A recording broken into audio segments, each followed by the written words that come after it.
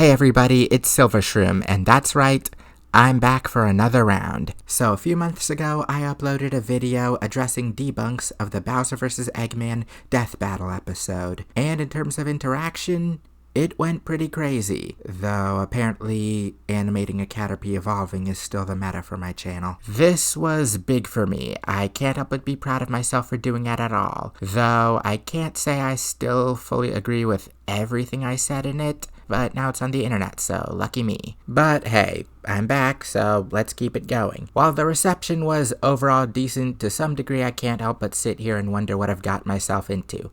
But hey, it's still Mario and Sonic, so how bad can it be? And on that note, because this is evidently very relevant, I'm not a Dragon Ball fan. I've probably watched like 8 random episodes and a few memeable clips max. I don't dislike Dragon Ball by any means. I like miming Kamehamehas as much as the next guy, but the only anime I've ever dedicated myself to watching are Pokemon, Sonic X, and Kirby Right Back At Ya. I rooted hard for Kirby over Majin Buu back in ancient times. So to be clear, whatever arguments you have to make about my view of Dragon Ball, they mean literally nothing to me. Go ahead, chances are I'll have no idea what you're talking about. Now, without further ado, let's begin. I don't want to push too hard with my thoughts on power scaling concepts. I admit what I called my pet peeves were underdeveloped and a bit overzealous, but not unfounded. Frankly, stuff like consuming timelines still makes me question what exactly qualifies as power, and especially physical stats. I probably sealed my fate when I didn't immediately fully accept higher infinites of power, and yes, I've long known of set theory. I didn't clock it as relevant, and frankly, in this context, it feels a lot like a manufactured explanation. The truth is, most principles of power scaling are absolutely no stranger to ridicule, like mocking chain scaling is basically a sport on Reddit, and yet some remain insistent that they're all basic common sense. The point is, I'm not very confident on any positions I could take on most of this. So keep your infinite and square root of negative infinite powered punches. I still have plenty more to talk about, so let's just move on. And now, the obligatory return to the wonderful world of statements. And I gotta say, I don't know what I was thinking. Every one of these statements is perfectly clear and unambiguous in their intent and meaning, and I was completely stupid for ever even thinking of questioning them at all. You'd like that, wouldn't you? Come on, where's the fun in that? First, I have a certain trillionfold to address. My only problem here is that people use this statement to say the Phantom Ruby is 1,000,000,000 times more powerful than anything Eggman had ever created, when that's not really what Eggman's saying. Taking this statement literally, what Eggman is quantifying with trillionfold is the caliber of his previous defeats and humiliations that will allegedly be returned by the Phantom Ruby, which doesn't really make any sense. How do you measure that? What units is that in? Cubic defeaters? Not that this needs to make sense, because it's just Eggman hyping himself up. Fundamentally, not every statement needs to have an objective meaning. Look, if I had to assign this statement an objective meaning, I'd probably end up around the 1,000,000,000 times more powerful thing. If I had to. I maintain scaling with a statement like this feels very forced. Look, Zaz is 100 times more powerful than the last times he fought Sonic. Is it so wrong to not think such complex and beautiful machinery should have their worth be based solely on power output? Apparently so, power is the only viable measure in the world of the fastest thing alive, so that's what all descriptors refer to. Sonic's worst enemies. So, does Tails being Sonic's best friend mean he's physically stronger than, say, Knuckles and Amy? Or is it that worst means strongest, so Tails is the weakest of Sonic's friends? Why do I question these things? Because I like questioning things. Not gonna lie though, I am here wondering about the significance of power creep in Sonic, and why we're apparently at the point where everything in Sonic is a matter of measurable power. But that might get more in depth than I'm willing to right now, so I'll just leave it here for now. As for our old pal Infinite, yeah, I pushed it. I had no intention of painting Sega as ignorant about their own franchise. Then again, and I know this is low-hanging fruit, but this was promotional material for the game where Tails was afraid of Chaos Zero, and Classic Sonic was suddenly from another dimension. And shortly after, we got Team Sonic Racing, where Zavok is inexplicably Eggman's lackey, and we're treated to Shadow calling Omega, quite possibly his best friend, a dumb robot. So, complete brutal honesty. No, I don't think a little short-sightedness when writing this hype line that most people probably wouldn't even know about if it wasn't for this discourse is completely out of the question. Confession, I came into this knowing how infamous the statement arguments, especially this one, were, so I may have been more lax in my presentation than I would have liked. You think they had Solaris in mind when they wrote this? Ugh. All I wanted to say was that I doubt Sega actually cared about how Infinite objectively measures up to previous villains. Because, you know, they're not power scalers. Probably. Regardless, there's still one more issue here. Because 0.0000000000000001% more powerful is still more powerful. So if Eggman actually called something a trillion times more powerful than something else, sure. However, for most of these comparative statements, even if we accept them all as measures of stats, in practical application, they're just not that helpful.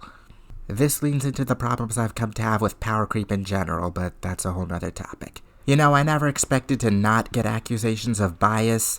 I mean, I don't think I've endorsed any similar arguments for Mario. Don't get me wrong, though, I am biased. Very, very biased. Against statements. Sort of.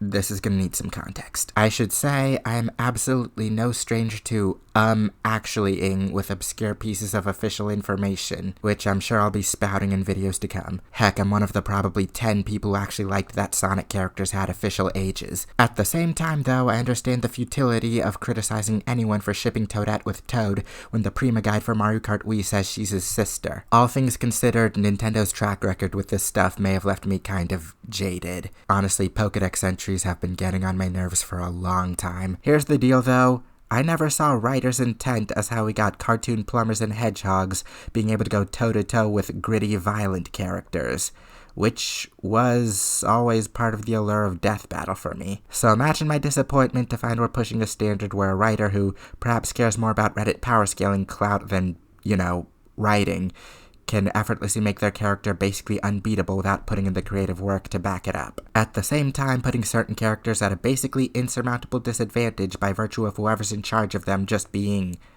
quieter. So to sum it up, why do people prioritize feats over statements? Because we think statement scaling is lame and makes this whole thing feel like a joke. Probably. I can't say I was that confident in this. There will never not be supplemental material offering important information. We're not stupid, we're just stubborn. People want to call this a win for Infinite fans and think it's worthy of Reddit-grade gloating. I'll tell you, if Silver or Luigi got put over by something like this, 2 words: hollow victory. From the bottom of my heart, Infinite fans, you deserve something better to gloat about. If I'm holding on to something that's not there, fine. I won't deny being overly skeptical and scrutinous. I wanted to get immersed in power scaling. I wanted to reject the notorious notion that versus debates may be pointless and uninteresting. But with these arguments, I don't really see myself doing either. I wanted power scaling to be more interesting. All the calculations, the rationalizing of loose continuities, the surprise outcomes, the stick in the mud who'd get on someone's case for thinking Squidward tentacles is a squid and not an octopus, always saw this as kind of being in defiance of writer's intent. So, ironically, I'm wondering if the argument was framed more like, it doesn't matter if there was real intent, they said it, so it counts. I might actually be more receptive to it. Full disclosure, I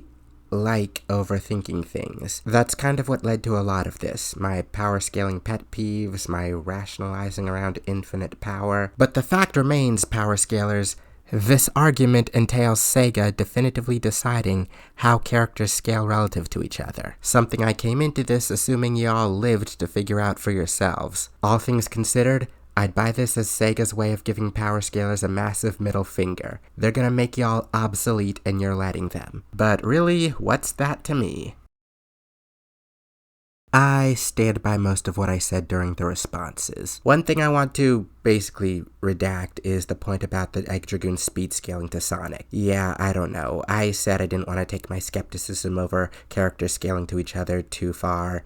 And yeah, I'll say that was me taking it too far. Now about the Chaos Emeralds in the opening of Unleashed, there seems to have been some debate over what exactly happened there, with sources saying that Eggman reversed their polarity, so it may not have really been a draining process at all. That wasn't really my main point with the Chaos Emeralds, just more infinite power drama. For the Wyvern and Dragoon being above the Salamander and Wizard, that was just more of me with the statements. Fundamentally, there's nothing unbelievable about that. I also want to drop the whole coherent world building angle. That was just out of place on my part. But on that note, there was my issue with white space as an inaccessible speed feat. Yeah, no, I'm sticking to that. I think inaccessible speed, as it's commonly justified, is a flawed concept. Again, these kinds of environments and miscellaneous characters being able to move in them are not a rarity in fiction. Of course, it's more reasonable to think that Sonic characters specifically could overcome this with pure speed, but given the standard, it just doesn't make sense to me that the character's speed is the default explanation for these scenarios. For contrast, though, in Trunks vs. Silver, Death Battle brought up a time in the Archie comics in which Sonic was explicitly fast enough to move despite someone having actively stopped time. That's inaccessible speed, no arguments for me there. But I also think that's different from white space, where we're left with a more abstract idea of an environment where time just characteristically does not exist, with the implications on movement never being brought up. I'll admit I jumped the gun a bit with the Guinness Book of World Records statement. The thing is, he seemed to be presenting this third-party information in the same vein as an official statement by Sega. Also, he seemed to be framing it as a way to shut down any argument of a character being faster than Sonic, which I found just kind of annoying. But the thing is, even if this was an official statement by Sega, can we at least agree that Sega does not get to definitively decide how its characters scale relative to characters they don't own? Can we at least agree on that?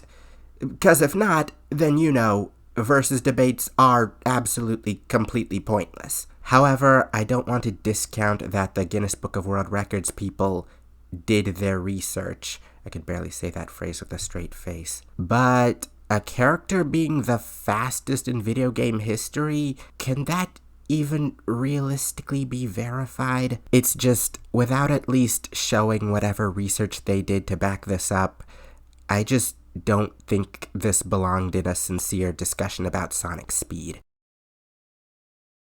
One last issue before the road, let's check out Mario's Anti-Feats. I'm gonna have questions when the same document claims that loyalty and capacity for teamwork shouldn't be a factor because the combatants are supposed to be at their bests, and later brings up Bowser's pitfall and lava defeats like they should lower his durability. Now, I haven't addressed a lot of actual Mario downplay so far, but I'm not about to gloss over this one.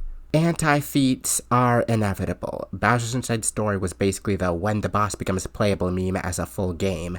But Bowser being defeated by falling into a pit does not contradict him surviving a black hole. Like, all that's happening with most of these is Bowser's getting ejected from the arena such that he can't feasibly continue the fight. You want to add lava? No matter how heat-resistant Bowser is, if he's not very good at swimming in lava, he's gonna sink to the bottom and struggle to get out. Defeats like this do not necessitate any physical damage to Bowser whatsoever, as evidenced by the fact that, more often than not, he comes out basically unscathed. No matter how busted the Sonic cast may be, generally speaking, they're no less susceptible to gravity than any Mario character. So, put one of Eggman's mechs in Bowser's place.